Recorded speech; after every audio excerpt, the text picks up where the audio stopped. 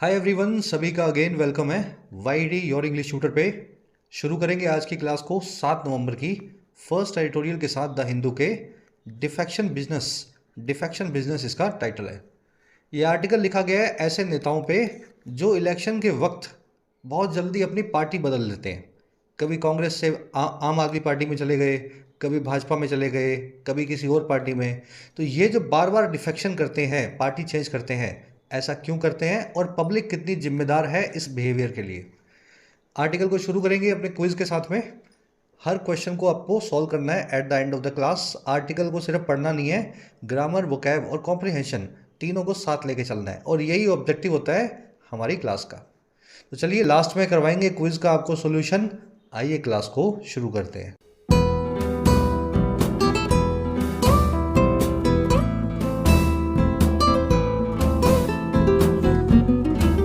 कह रहा है जी डिफेक्शन बिजनेस।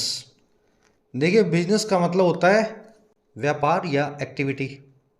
डिफेक्शन का मतलब होता है जी किसी चीज़ का, किसी आदमी का पार्टी को बदल देना, अपनी पार्टी छोड़ करके दूसरी पार्टी में चला जाना, डिफेक्ट कर देना।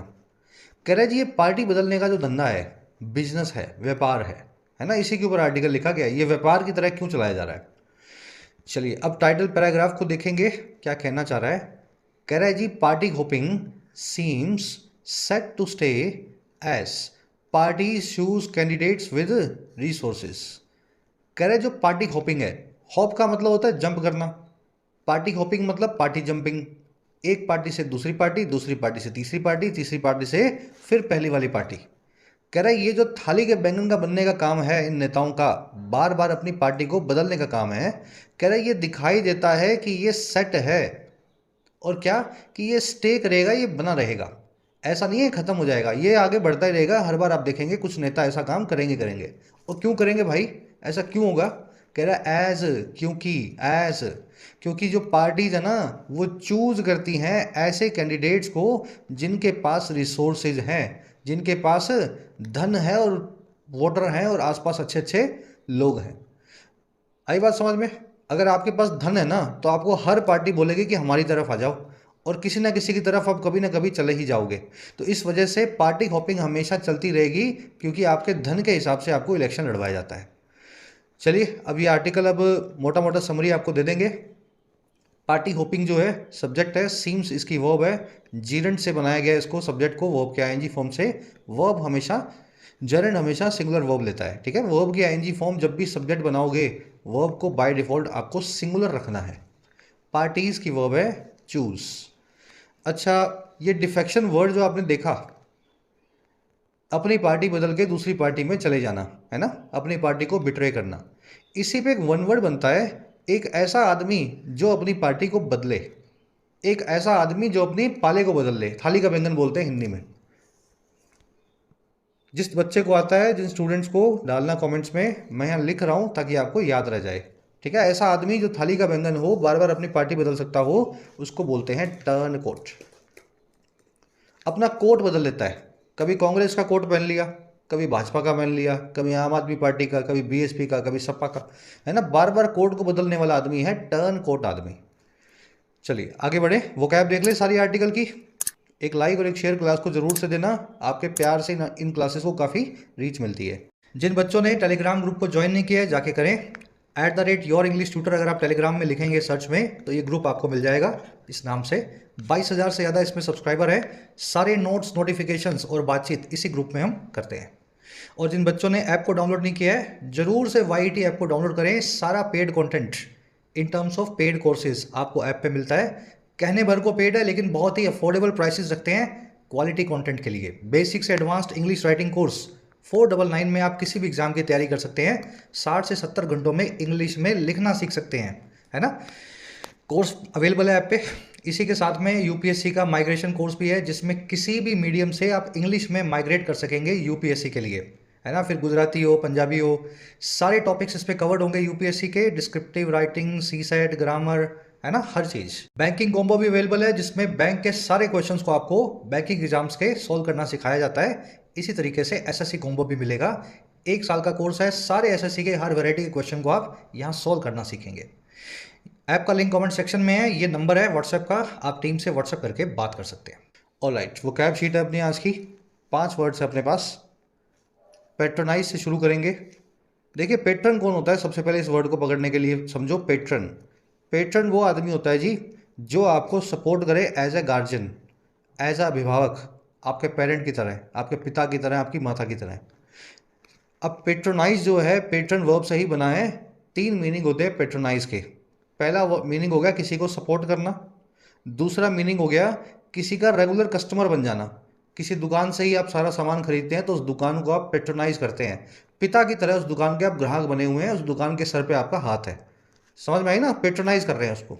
और तीसरा इसका एक अलग मीनिंग होता है, किसी को डिमीनिंग वे में या तुच्छ वे में ट्रीट करना। आप किसी का बाप बनने की कोशिश कर रहे हैं, सामने वाला नहीं चाहता तब भी आप उसको पेट्रोनाइज करेंगे। तो एक ही वर्ड है, 3 मीनिंग्स है। सपोर्ट करना, किसी का रेगुलर कस्टमर होना, और किसी का बाप बनने की कोशिश करना जब वो ना भी चाहता हो। चलिए अब यूज़ करके देखेंगे तीनों तरीके से इस वर्ड को, पेट्रोनाइज को। The USA patronises the United States, America support करता है यूनाइटेड स्टेट्स को, पहला meaning. We patronise the nearby kirana store for decades, हम रेगुलर कस्टमर हैं इस नज़दीकी किराना स्टोर के कई डेकेड से, दशकों से। और तीसरा meaning, feminist argue that man need to stop patronising women, feminist जो हैं वो ऐसा आर्ग्यू करते हैं कि आदमियों को, औरतों को पेट्रोनाइज करना बंद करना होगा, तुच्छ तरीके से ट्रीट करना बंद करना होगा, या उनका बाप बनना बंद करना होगा। अब देखो ये पेट्रन और पेट्रोनाइज जो आपने सीखा, इसी से वर्ड बनता है पेट्रोनेज। पेट्रोनेज का मतलब होता है जी ये सारे काम करना, किसी का बाप बन जाना, किसी के सर पे हाथ रख देना, है ना, और उसका पूरा जो ख्याल रखना, पेट्रोनेज देना उसको। ठीक है, तो वर्ड आर्टिकल में आप देखेंगे बार बार यूज़ होगा, आप जब कॉन्टेक्स्ट में यूज़ होगा तो वहाँ पे आप इसका मीनिंग जो है समझ पाएंगे। अगला वर्ड है इनकम्बेंट। इनकम्बेंट के भी 2 मीनिंग्स हैं, आज वो कैब थोड़ी हैवी है। इनकम्बेंट का पहला मीनिंग है ऐसा आदमी जो पावर में, पोजीशन में बैठा है। जैसे इनकम्बेंट सीएम है राजस्थान के अशोक गहलोत, दिल्ली के इनकम्बेंट सीएम है अरविंद केजरीवाल, भारत के इनकम्बेंट पीएम है मिस्टर नरेंद्र मोदी। तो जो आदमी पावर या पोजीशन में बैठा हो वो इनकम्बेंट होता है। और इनकम्बेंट का दूसरा मीनिंग होता है जी नेसेसरी ड्यूटी, ऐसी ड्यूटी जो आपको निभानी ही निभानी है। याद रखें, दूसरे मीनिंग के लिए आप इनकम्बेंट के बाद में ऑन लगा हुआ देखेंगे। दोनों ही तरीके से यूज़ करके दिखाते हैं। The incumbent CM had to resign, सत्ता में बैठे हुए सीएम को रिज़ाइन करना पड़ा। और दूसरा मीनिंग देखो, इट इज़ इनकम्बेंट ऑन या upon the judiciary to deliver justice to the innocents, ये इनकम्बेंट है, ज़रूरी है, नेसेसरी ड्यूटी है जुडिशरी की, न्यायपालिका की, कि वो डिलीवर करे जस्टिस को, मासूम लोगों को, इनोसेंट्स को। तो ऑन या अपॉन का ही खेल है, अगर लग जाए तो इस वर्ड का मीनिंग जो है बदल जाता है। चलिए, आप भी सोच रहे होंगे सर आज बहुत हैवी हैवी वो क्या, बार बार अलग अलग मीनिंग्स हैं तो हैं। मेरा काम है आपको हर मीनिंग को डिटेल में समझाना, ट्रिक के साथ में। जैसे ऑन लगा, अपॉन लगा, 2 3 4 बार आप देखोगे, क्लास में रेगुलर हो तो फिर आपको भी आ जाएगा। ये फर्स्ट टाइम जो देख रहा है उसके लिए हैवी है। अगला वर्ड है आर्टिकुलेट, एक एडजेक्टिव भी है और एक वर्ब भी है। आर्टिकुलेट का मतलब होता है क्लियर शब्दों में एक्सप्रेस करना किसी चीज़ को, साफ साफ कहना, वर्ब फॉर्म में। और एडजेक्टिव फॉर्म में आर्टिकुलेट का मतलब होता है क्लियर। आर्टिकुलेट स्पीच वो स्पीच होगा जो बिल्कुल साफ है। आर्टिकुलेट स्टेटमेंट वो स्टेटमेंट होगी जो एकदम क्लियर है। समझ में? The salesman articulated the features of the new car to prospective buyers, salesman ने साफ शब्दों में समझाया, आर्टिकुलेट किया फीचर्स को इस नई कार के, और किनको, प्रोस्पेक्टिव बायर्स को, ऐसे खरीदारों को जो प्रोस्पेक्टिव है, जो संभावित हैं, जो शोरूम में गए हैं, कार के बारे में पूछ रहे हैं, उन्हीं में से कोई कार खरीदेगा। तो इस तरीके से इस प्रोस्पेक्टिव बायर्स को सेल्समैन ने बड़ी डिटेल में समझाया। आर्टिकुलेट को स्पेल आउट करना इलोक्वेंट और इनंसिएट भी बोलते हैं। एंटोनिम होता है इसका इनआर्टिकुलेट, जो क्लियर ना हो। आज आप आर्टिकुलेट नाम का वर्ड आर्टिकल में देखेंगे। अगला वर्ड है अपने पास टेन्यूअस। टेन्यूअस का मतलब होता है महीन, बहुत ही पतला, बहुत ही thin. There is a tenuous difference between a soldier and a terrorist, एक बहुत ही महीन सा डिफरेंस होता है एक सोल्जर और टेररिस्ट के बीच में, एक आतंकवादी और एक फौजी के बीच में। इसका मतलब क्या है? ये डिफरेंस इस पर डिपेंड करेगा कि आप किस तरफ से आते हैं, है ना। आप दीवार के इस पार हैं तो ये हो सकता है आपके लिए फौजी हो जाए, उस पार हैं तो हो सकता है आपके लिए ये टेररिस्ट हो जाए। फ्रेजाइल या स्लिम, डेलिकेट या फ्लिमजी, सभी के सभी महीन और वीक चीज़ों के लिए यूज़ किए जाते हैं। आज आप स्टेन्यूअस नाम के वर्ड को आर्टिकल में देखेंगे। लास्ट वर्ड है अपना सर्कमवेंट, ब्रेक कर दो इसको। सर्कम मतलब घूम के और वेंट मतलब जाना। अगर आप घूम के जा रहे हो कहीं से, मतलब आप सीधे नहीं जा पा रहे हो वहाँ से, सीधे जाने में कोई दिक्कत है, इसीलिए घूम के जाते हो ना। भाई शहर में ट्रैफिक है बहुत ज़्यादा, तो आप क्या कर रहे हो, बाईपास से निकल रहे हो। तो इस वर्ड का मतलब ही ये होता है बाईपास से निकलना, किसी चीज़ से घूम करके निकलना, अपना काम कैसे भी निकालना है ना, जहाँ पे काम फंस रहा हो समझ के थोड़ा सा साइड स्टेप करके वहाँ से उस चीज़ को मैनेज करना। सिनोनिम्स होते हैं इसके manage, evade, side step, circumnavigate, ये सभी इसके सिनोनिम्स हैं। सम हाई नेटवर्थ इंडिविजुअल्स और HNI individuals open their accounts in Switzerland and Panama to circumvent India's tax laws. कुछ HNIs जो हैं, HNIs कौन होता है, जिसके पास $1 मिलियन यानी कि लगभग 8.25 करोड़ रुपए लिक्विड फॉर्म में हो, है ना, बॉन्ड्स में, FDs में, बैंक में, कैश में, जो है स्टॉक्स में, एक्विटीज़ में।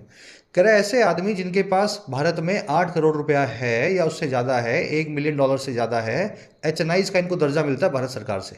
तो ये लोग अपना अकाउंट खोलते हैं स्विट्जरलैंड और पनामा में। और क्यों, ताकि भारत के टैक्स लॉज को सर्कमवेंट कर सकें, भारत के टैक्स लॉज से बच सकें, है ना। यहाँ पे टैक्स बहुत लगता है, स्विट्जरलैंड में कम लगता है, तो वहाँ पे अकाउंट खोल लो, वहीं पे पैसा जमा कर लो।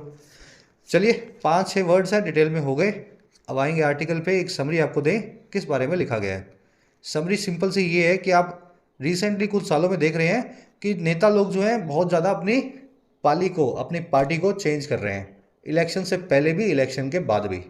ऐसा होना नहीं चाहिए डेमोक्रेसी में, क्योंकि आपने किसी नेता को वोट दिया है उसकी पार्टी को देख करके, और अगर वो पार्टी बदल रहा है वोट लेने के बाद में या फिर लास्ट मोमेंट पे इलेक्शन से पहले, तो फिर जो है ना डेमोक्रेसी का मजाक बनाया जा रहा है।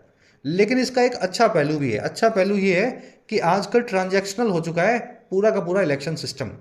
नेता लोग ये बोलते हैं कि हम पब्लिक के साथ हैं, हमारे वोटर के साथ हैं, और हमें जिस पार्टी से बेनिफिट मिलेगा उस पार्टी से जुड़ जाएंगे, उस पार्टी से जुड़ेंगे और पब्लिक हमें वोट देगी और हम पब्लिक के लिए भरसक काम करेंगे। तो आजकल आइडियोलॉजिकल एफिलिएशन नहीं रह गई है कि मैं अपनी विचारधारा से इस पार्टी से जुड़ा हूं, नहीं। आजकल ट्रांजैक्शनल बिजनेस है, जो पार्टी मुझे टिकट देगी मैं तो उसी पे ही पब्लिक की सेवा करना चाहता हूं। तो ये इसका दूसरा पहलू है। हमारा आर्टिकल ये कह रहा है कि ये अच्छे और बुरे पहलू के चक्कर में नहीं पड़ना है। पब्लिक को ऐसे लोगों को पेनलाइज करना होगा जो लोग अपनी पार्टी बदल करके पब्लिक की सेवा करने का वादा करते हैं। जो इंसान अपनी पार्टी का ना हो सका, अपनी विचारधारा का ना हो सका, वो इंसान सिर्फ पैसे के लिए पॉलिटिक्स में आया है, पब्लिक की सेवा के लिए बिल्कुल नहीं आया है। आज की टोन है एनालाइजिंग, एनालाइज कर रहा है पार्टी क्यों चेंज होती है और पब्लिक का बड़ा रोल क्यों है इसमें, साथ ही सजेस्टिंग, पब्लिक को सजेशन भी दिए जा रहे हैं। बहुत इंटरेस्टिंग आर्टिकल है। अब शुरू करते हैं। एक छोटा सा मैंने एक्सपेरिमेंट किया आज, आप देख पा रहे होंगे। मैंने क्या किया है, इस पूरे आर्टिकल को 70% जो है ना इसकी लेंथ में रिड्यूस कर दिया है, यानी 10 सेंटेंस की जगह 7 ही रखे हैं मैंने, 3 निकाल दिए हैं। मीनिंग और सेंट्रल आइडिया आर्टिकल का वही है, थोड़ा सा वोकैब को मैंने अपने आप से हैवी कर दिया है, इससे आपको कम समय में ज़्यादा लर्निंग मिल पाएगी। ठीक है, अब अपनी क्लासेस छोटी होंगी लेकिन वही आर्टिकल को आप कम वर्ड्स में अच्छे वोकैब के साथ में, अच्छी ग्रामर के साथ में पढ़ सकेंगे। बताना मुझे कमेंट्स में ये इनिशिएटिव आपको कितना पसंद आया। As elections draw near in Chhattisgarh, Madhya Pradesh, Mizoram, Rajasthan and Telangana, a recurring issue is the last minute switching of political leaders from one party to another. कह रहे जैसे जैसे इलेक्शंस ड्रॉ नियर करते हैं, draw near करना यानी come near करना, come closer होना, अप्रोच करना। जैसे जैसे इलेक्शंस अप्रोच करते हैं इन सभी के सभी राज्यों में, कितने राज्य हैं ये, 5, वैसे वैसे एक रेकरिंग इशू, रेकरिंग मतलब बार बार अकर होने वाला, रिपीटेडली सामने आने वाला, वैसे वैसे बार बार अकर होने वाला रेकरिंग एक इशू जो है वो है लास्ट मिनट स्विचिंग, आखिरी मोमेंट पे बदल देना पार्टी लीडर्स का, पॉलिटिकल लीडर्स का, एक पार्टी से दूसरी पार्टी में। तो ये रेकरिंग इशू जो है हमारे सामने आ रहा है। आया सेंटेंस समझ में? इलेक्शंस की वर्ब है draw near, elections singular subject है, वर्ब भी प्लूरल सब्जेक्ट है, वर्ब भी प्लूरल है। ड्रॉ नियर करना, किसी चीज़ का नज़दीक आना। इशू की वर्ब है यस। ये रेकरिंग इशू है यानी ये बार बार आने वाला इशू है, हर इलेक्शन से पहले इस तरह की चीज़ें आप देखते हैं। लास्ट मिनट का मतलब होता है आखिरी मौके पे, आखिरी मौके पे, लास्ट मिनट, है ना। इसको आप 11th आवर या फाइनल आवर भी बोलते हैं। अगर आप आखिरी मौके पे, आखिरी मोमेंट पे कोई काम कर रहे हैं, तो या तो लास्ट मिनट पे कर रहे हैं या 11th आवर पे कर रहे हैं, है ना। इस तरीके से आप इसको इस फ्रेज को याद रखें। चलिए, कह रहे जी, in India the rising cost of elections have led parties excluding the left to prioritise candidates fund raising abilities over merit और पॉपुलैरिटी। कह रहा है भारत में अगर देखा जाए, राइजिंग जो कॉस्ट है, बढ़ती हुई जो कीमत है इलेक्शंस की, वो लीड कर गई है पार्टीज को, वो ले गई है पार्टीज को। छोड़ दो इसमें लेफ्ट वालों को, है ना, कम्युनिस्ट वाली पार्टियों को छोड़ दो, उनके अलावा, कि वो प्रायोरिटाइज करें, वो प्राथमिकता दें कैंडिडेट्स के पैसा इकट्ठे करने की ताकत को, और किसके ऊपर, उनकी मेरिट के ऊपर या उनकी पॉपुलैरिटी के ऊपर। पॉपुलैरिटी होती है लोकप्रियता, मेरिट होता है उनका डिजर्व जो है वर्दीनेस, कितनी उनके अंदर, समझ गए ना, वैल्यू है। तो भारत में इलेक्शन इसलिए बहुत महंगे हो रहे हैं, और इस वजह से पार्टियां उनको टिकट देती हैं जिन लोगों के पास पैसा है या जो पैसा इकट्ठा कर सकते हैं, उनको ज़्यादा प्रायोरिटी दी जाती है, बजाय उन लोगों के जो लोग जनता में ज़्यादा लोकप्रिय हैं, या फिर वो लोग जो ज़्यादा वैल्यूएबल या वर्दी हैं नेता बनने के, है ना। टिकट खरीदनी पड़ती है, कहने का मतलब ये। कोस्ट जो है, कोस्ट सब्जेक्ट है, हैव लेड इसकी वर्ब है। अच्छा, लेड टू के बाद में वर्ब की आईएनजी फॉर्म आनी चाहिए, लेड टू प्रायोरिटाइजिंग। ये हिंदू में बहुत गलती आपको मिलती है। Lead to, with a view to, critical to, key to, looking forward to, सारे वो फ्रेजेस हैं जो अपने बाद में या तो नाउन को लेंगे या फिर वर्ब की आईएनजी फॉर्म को लेंगे। तो लीड टू की सेकंड फॉर्म लेड टू हो गई, लेड पार्टीज टू, तो फिर प्रायोरिटाइजिंग लिखना चाहिए टेक्निकली। गलती करता है द हिंदू बहुत बार, आपको पेपर में लीड टू के बाद में ध्यान रखना है। एक ग्रामर कॉन्सेप्ट भी करवाएंगे आपको। पहले तो ये बताओ, ये कैंडिडेट्स के आगे ये अपोस्ट्रोफी क्यों लगी हुई है, इसके आगे का एस कहाँ गया, सोचो एक बार खुद से, फिर ये पूरा कॉन्सेप्ट आपको डिटेल में करवाते हैं, ठीक है। अपोस्ट्रोफी एस क्यों लगा हुआ है। कह रहा है this shift has given rise to politicians who view politics as a career driven by patronage rather than ideology. ये पूरा बदलाव जो है, इसने दे दिया है एक उछाल या राइज ऐसे पॉलिटिशियंस को जो देखते हैं पॉलिटिक्स को एक करियर के द्वारा, एक करियर की तरह, एज ए करियर, जो ड्रिवन बाय होगा, आगे बढ़ेगा पैट्रनेज से बजाय की आइडियोलॉजी के। शिफ्ट की वर्ब है हैज़ गिवन, हु की वर्ब है व्यू, हु आया है पॉलिटिशियंस के लिए, पॉलिटिशियंस प्लूरल है इसलिए हु की वर्ब भी प्लूरल है। पैट्रोनेज क्या होता है, पॉलिटिशियन जो है आपके पैट्रोनेज में ही काम करेगा, आपके लिए काम करेगा, जो लोग उसके वोटर हैं, जो उसकी जाति के हैं, उसके धर्म के हैं, और फिर वो पार्टियों को बदलता रहेगा, जिस पार्टी में बेनिफिट होगा वहां चला जाएगा, आपकी स्पॉन्सरशिप, आपकी बैकिंग पे, आपके उसके ऊपर। समझ पा रहे हो, पब्लिक का चाहता है और पार्टियों को बदलता रहता है। ऐसा ये पॉलिटिशियन बनने की सब लोग कोशिश कर रहे हैं, पैट्रोनेज के हिसाब से चलते हैं, आइडियोलॉजी का इनका कोई कनेक्शन नहीं है, किसी विचारधारा के सगे नहीं है। चलिए, कह रहे this trend allows for a high degree of flexibility in party affiliations. कह रहा है ये पूरा रुझान जो है अलाउ फॉर करता है, इजाज़त देता है, और किस चीज़ की, एक बहुत ही बड़े लेवल ऑफ फ्लेक्सिबिलिटी की, हाई डिग्री ऑफ फ्लेक्सिबिलिटी की, और किस में, पार्टी से एफिलिएशन में, पार्टी से जुड़ाव में। अब फ्लेक्सिबिलिटी मिल चुकी है, पब्लिक ने ही बोल दिया है तू हमारा काम कर, तू देखता रहे, तेरी जो पार्टी तेरे को जहाँ टिकट मिले लेता रहे, है ना। तो पार्टी के एफिलिएशन में फ्लेक्सिबिलिटी काफ़ी मिल जाती है इस ट्रेंड की वजह से इन नेताओं को। करे क्योंकि as politician gauge the electoral landscape, क्योंकि पॉलिटिशियन जो है गेज करते हैं, मेजर करते हैं, असेस करते हैं चुनावी जो है दंगल को, लैंडस्केप को या स्थिति को, है ना, सिचुएशन को। जब उनको जैसा लगे वो उस तरफ चले जाएंगे, उनको बस टिकट मिलनी है और उनको वोट पता है हमें मिल जाएंगे, हमारे सेट वोटर्स हैं। ट्रेंड की वर्ब है अलाउज फॉर, पॉलिटिशियंस की वर्ब है गेज, गेज करना यानी पैनी नज़र से मेजर करना, किसी चीज़ को इवेल्युएट करना, है ना, उसका जायज़ा लेना कि हवा किस तरफ चल रही है। इलेक्टोरल लैंडस्केप को गेज करेंगे तो आप देखेंगे चुनावी हवा किस तरफ चल रही है। कह रहा incumbents who feel marginalised and rebels dissatisfied with the party choices also join the party hopping. कह रहे वो इनकम्बेंट्स, वो सत्ता में बैठे हुए लोग, पोजीशन ऑफ पावर में बैठे हुए लोग, जो बैठे बैठे भी मार्जिनलाइज्ड फील कर रहे हैं, अपनी पार्टी में डिसरिगार्डेड फील कर रहे हैं, उनको लग रहा है कि इस बार तो मैं जीत गया, कुर्सी पे बैठ गया, लेकिन 5 साल तक तो मुझे पार्टी ने पूछा ही नहीं।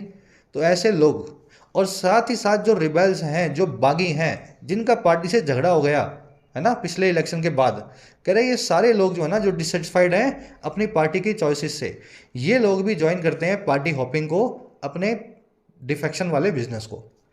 समझ गए? रीजन बता रहा है आपको, हर तरह के पॉलिटिशियन क्यों जो है पार्टी बदलते हैं।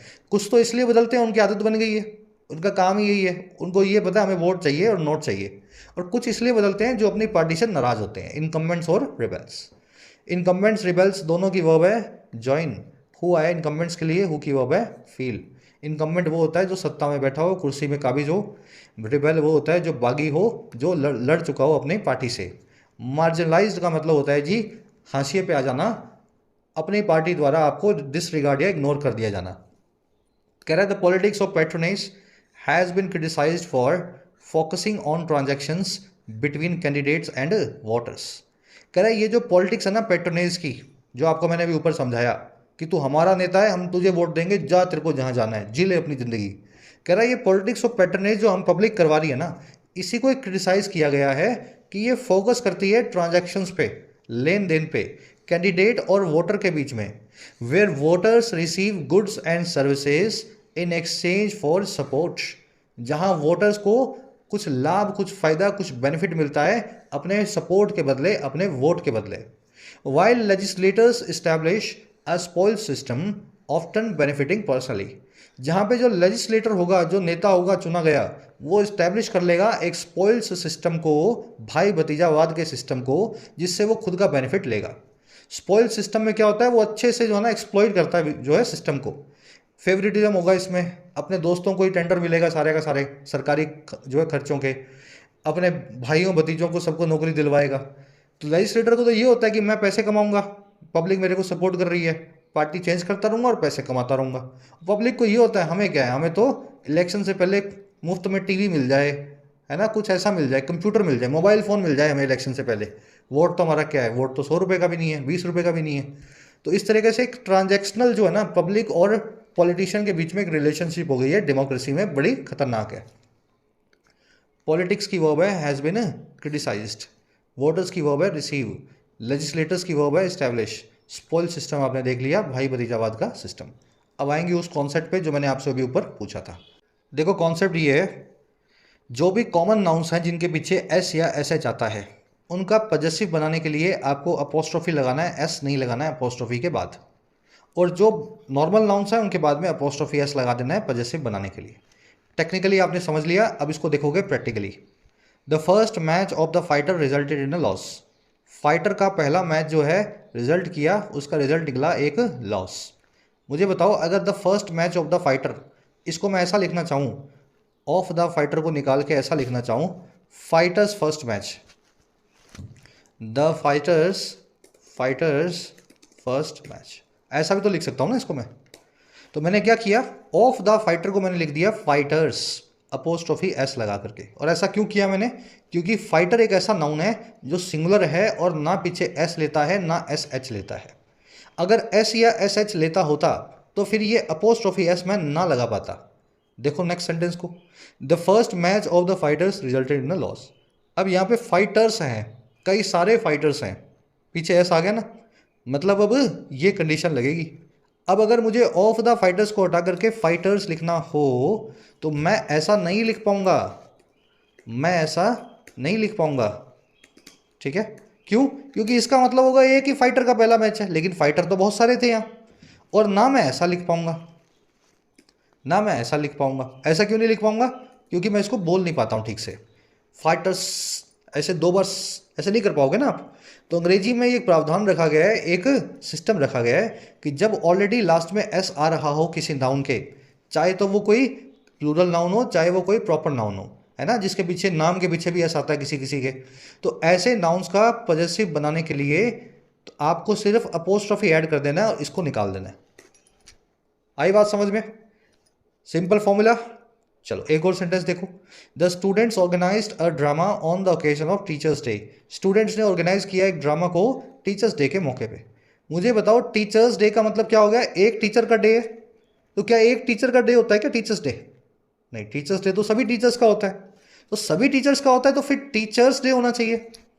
और अगर ऐसा है, इसके पीछे आपने एस लगा दिया है, तो फिर ये एस को आप निकाल दोगे। कुछ बच्चे मुझसे पूछते हैं सर टीचर्स डे होता है या टीचर्स डे होता है, तो ये होता है जी सही, Father's Day, Mother's Day, Teachers' Day, क्योंकि एक पिता का, एक माता का, एक टीचर का डे नहीं है, ये सभी का है। तो सभी का है तो फिर टीचर्स डे होगा और आगे का एस जो आप निकाल देंगे, इसको आप इस फॉर्मूला से ट्रीट करेंगे। पॉजेसिव बनाना है लेकिन 2 बार पीछे एस नहीं आना चाहिए। अब एक सेंटेंस और देखो, इसका एक एक्सेप्शन समझा रहा हूँ आपको। The Netherlands economy is primarily based on tourism. Netherland की जो इकॉनमी है प्राइमरली वो आधारित है टूरिज्म पे। नेदरलैंड्स एक ऐसी कंट्री है जिसके नाम के पीछे एस आता है और आप इसके आगे अपोस्ट्रोफी लगा रहे हैं, इसका पॉजेसिव बना रहे हैं। लेकिन मैं आपको ये समझाना चाह रहा हूँ, जब प्रॉपर नाउन्स में ऐसा हो तो फिर उस प्रॉपर नाउन की खुद की इच्छा होती है, वो अपने आगे एस लगवाना चाहता है या नहीं चाहता। नेदरलैंड एक प्रॉपर नाउन है, एक देश है। अगर नेदरलैंड के लोग ये बोलें कि भैया हमारे आगे तो पूरा पॉजेसिव एस लगेगा, तो फिर आप कोई नहीं होते तो कहने वाले कि ये क्यों लगा दिया। समझ पाए मेरी बात को? कोई आदमी है उसके नाम के पीछे एस आ रहा है, मनीष है उसके नाम के पीछे एस आ रहा है, श्योर मनीष अगर एस एच के बाद में भी ऐसे लगाना चाहे तो आप मनीष को रोक नहीं सकते हैं। प्रॉपर नाउन के केस में इस फॉर्मूला को आप प्रॉपर नाउन के ऊपर छोड़ दें, ये भी सही होता है, और अगर वो प्रॉपर नाउन ऐसे लिखा हो तो ये भी सही होता है। समझ पाए मेरी बात को? सिर्फ कॉमन नाउन के केस में ये फॉर्मूला आपको लगाना है, प्रॉपर नाउन के केस में वो प्रॉपर नाउन डिसाइड करेगा कि क्या सही होगा। दोनों ही सही हैं, जो लिख दिया जाए जो मिल जाए वो सही होता है। Jesus is teachings make up the soul of the Bible. Jesus की जो टीचिंग्स हैं वही बाइबल की सोल को मेकअप करती हैं, बाइबल की आत्मा को बनाती हैं। जीसस इज अगर ऐसा लिखा है तो ये सही नहीं है। जीसस एक प्रॉपर नाउन तो है लेकिन जीसस अब जिंदा नहीं है। तो जनरली क्या होता है जी, जो आदमी जा चुका है, जीसस, मोजेस, है ना, जो हिस्टोरिकल फिगर्स हैं, उनको अपने अब इसी तरीके से ट्रीट करते हैं, उनके आगे प्रॉपर नाउन वाला फॉर्मूला नहीं लगाते हैं। हिस्टोरिकल फिगर्स जो जा चुकी हैं, ऐसी पर्सनैलिटीज़ जो अब जिंदा नहीं हैं, उनका पॉजेसिव बनाना हो और उनके नाम के पीछे एस या एस एच आ रहा हो, उस केस में आप अपोस्ट्रोफी एस का इस्तेमाल ना करें पॉजेसिव बनाते हुए। सिर्फ अपोस्ट्रोफी, ये जो कोमा है इसको अपोस्ट्रोफी बोलते हैं, ये लगा के छोड़ दें। और जो प्रॉपर नाउन्स अभी जिंदा हो, जो जगहें अभी भी एग्जिस्टिंग हो, उनके आगे एस लगाना है या नहीं लगाना वो आदमी डिसाइड करेगा, वो जगह के लोग डिसाइड करेंगे। कॉमन नाउन के अंदर आपको फॉर्मूला मैंने बता दिया। कॉन्सेप्ट ये पूरा था। अगर इसको आप चाहो तो आधे घंटे पौने घंटे के अंदर किताबों से पढ़ोगे, यहाँ पे आपने डिटेल में देख लिया।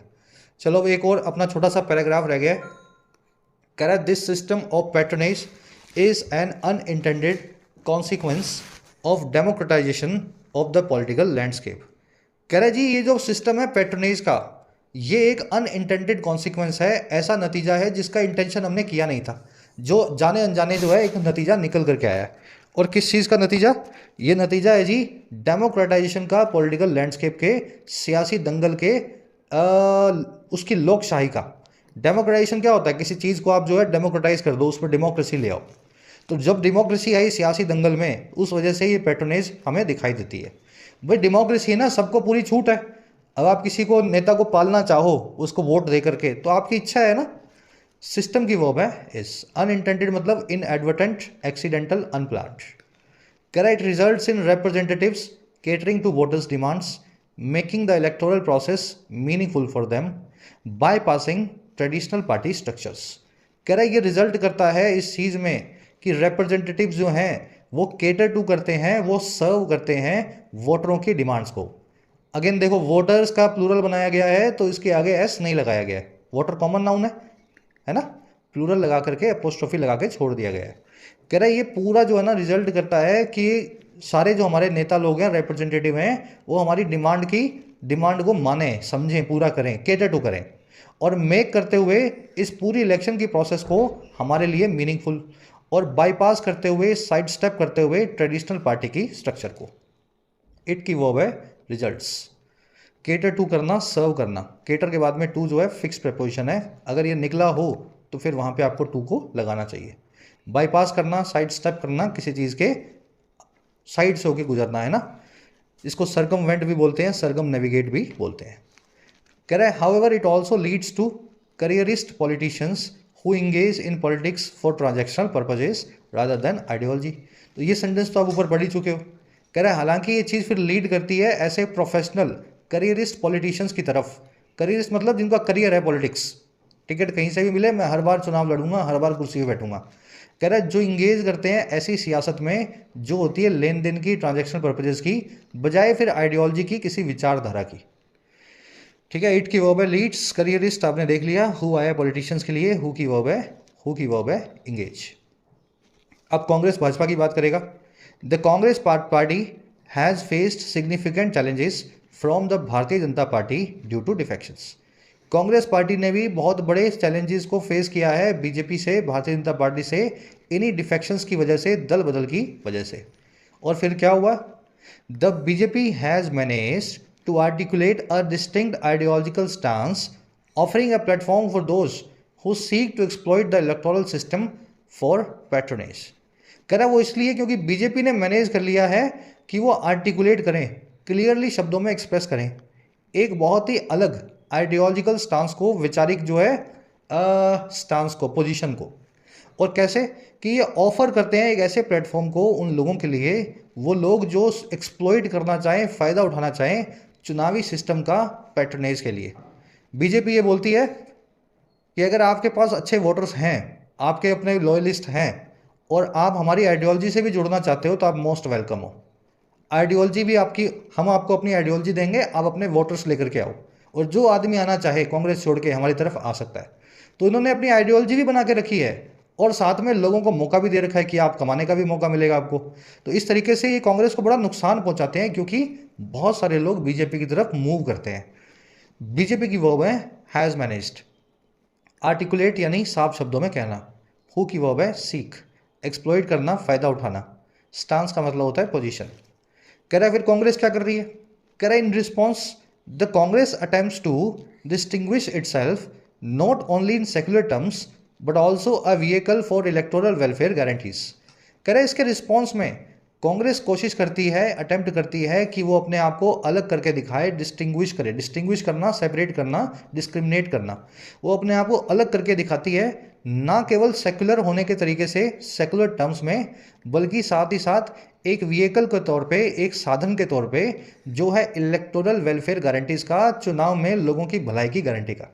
कांग्रेस ये बोलती है कि हमारी तरफ आओगे तो फिर आप सेकुलर भी हो जाओगे, और साथ ही साथ हम तो लोगों के वेलफेयर के लिए काम करते हैं, तो आप बीजेपी छोड़ के आना चाहो लोगों के वेलफेयर के लिए तो आके हमसे जुड़ सकते हो।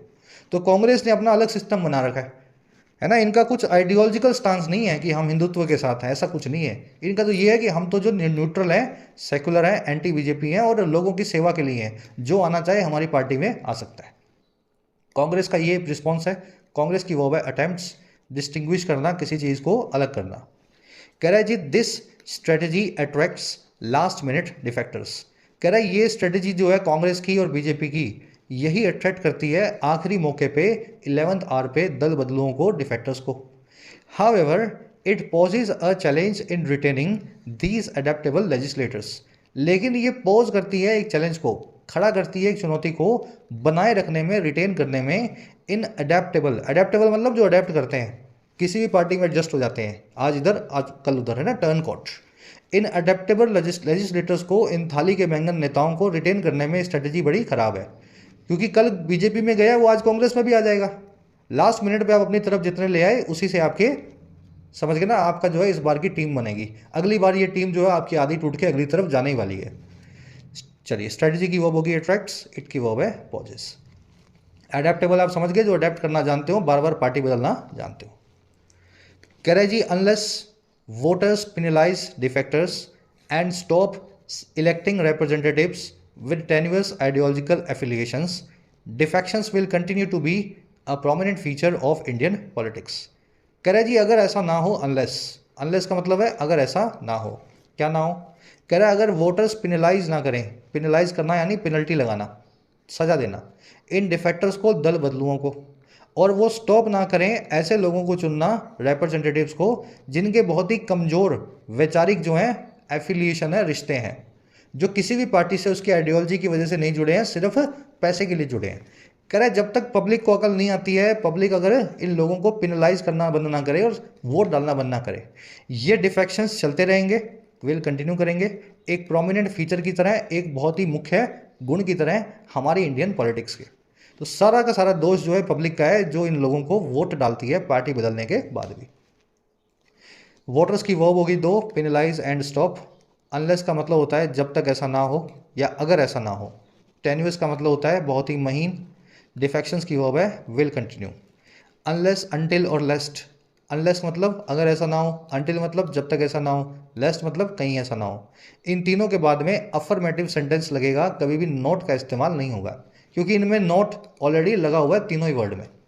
ना हो ना हो ना हो तो ना आ चुका है ना, तो फिर बाद में एक ना और इनके बाद अफर्मेटिव नेगेटिव सेंटेंस लगा के नहीं लगाना। लेस्ट के बाद में आप शुड प्लस में वर्ब की बेस फॉर्म का इस्तेमाल करेंगे, बेस फॉर्म जरूर आएगी, शुड का इस्तेमाल जो है ऑप्शनल है।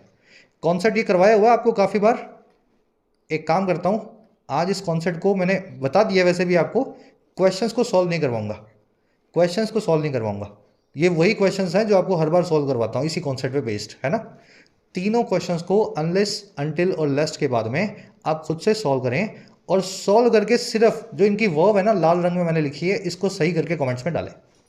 फर्स्ट में अनटिल प्लस में क्या लिखोगे? वर्ब, खाली वर्ब लिखनी है। अनलेस प्लस में वर्ब क्या बनाओगे, और लेस्ट के साथ में वर्ब क्या बनाओगे। आपकी प्रैक्टिस भी हो जाएगी और ये कॉन्सेप्ट अपने को आज रिपीट करना भी नहीं पड़ेगा। चलिए रैपअप करेंगे सेशन को। आंसर जरूर देना, गलत होगा तो कमेंट्स में सही कर देंगे। अब आ जाओ अपने क्विज पे। फर्स्ट क्वेश्चन में पूछा है जी, सॉल्यूशन क्या है इस तरह के डिफेक्शंस की प्रेवलेंस को रोकने का या कम करने का। डिफेक्शंस को कम करने का सॉल्यूशन क्या दिया गया है? 4 सॉल्यूशंस आपके सामने हैं, बड़ा ही आसान क्वेश्चन है, प्रीलिम्स लेवल का। आंसर निकालो, चारों को पढ़ोगे, पढ़ते ही आ जाएगा। फर्स्ट कमेंट में आंसर मैंने डाल दिया, वहां से मैच कर लेना। सेकंड में पूछा है जी, ये जो सिस्टम ऑफ पैटर्नेज होता है उसका अनइंटेंडेड कॉन्सिक्वेंस क्या है। सिस्टम ऑफ पैटर्नेज का मतलब है पब्लिक जो है किसी नेता को सपोर्ट करे, बार बार वो नेता अपनी पार्टी बदलता रहे, और पब्लिक उसको इसलिए सपोर्ट करे क्योंकि नेता से पब्लिक को कुछ फायदा होता हो। इस सिस्टम का जाना अनजाना कॉन्सिक्वेंस क्या है? बहुत आसान क्वेश्चन है ना। सीधे सीधे इसका आंसर आपको आर्टिकल में मिल जाएगा। सही आंसर को चूज कर लो। फर्स्ट कमेंट में आंसर मैंने डाल दिया है, वहां से मैच कर लेना। कॉलम मैच करने हैं यहाँ पे। टर्न कोड का मीनिंग हो सकता है डिफेक्टर हो, बाईपास का मीनिंग हो सकता है सर्कमवेंट हो, फ्लिमजी का मतलब हो सकता है टेन्युअस हो, है ना। आर्टिकुलेट का मतलब हो सकता है इलोक्वेंट हो। तो सही तरीके से आप इनको मैच करेंगे। 6 क्वेश्चंस हैं, फर्स्ट कमेंट में मैंने मैच करके डाल दिए हैं। फिर अपनी मैचिंग को मेरी मैचिंग से मैच करना, ताकि आपको पता लगे कितने आपने सही मैच किए। ये जो आप रोज़ करोगे ना छोटी सी एक्सरसाइज, इससे वोकैब बड़ी अच्छी हो जाती है। लास्ट वाले में 3 एरर्स मिलेंगी। पहली एरर आपको मिलेगी इस वाले वर्ड के आसपास, ठीक है। दूसरी एरर मिलेगी आपको इस वर्ड के आसपास या इसकी वजह से, और तीसरी एरर मिलेगी इस वर्ड के आसपास या इसकी वजह से। तीनों कॉन्सेप्ट आपको करवाए थे आर्टिकल में, उसी पे बेस्ड ये एरर का क्वेश्चन है। आंसर फर्स्ट कमेंट में जरूर से बताना कितने मार्क्स आपको मिले आउट ऑफ 11। मुलाकात लेंगे आपसे नेक्स्ट क्लास में। Until then signing out.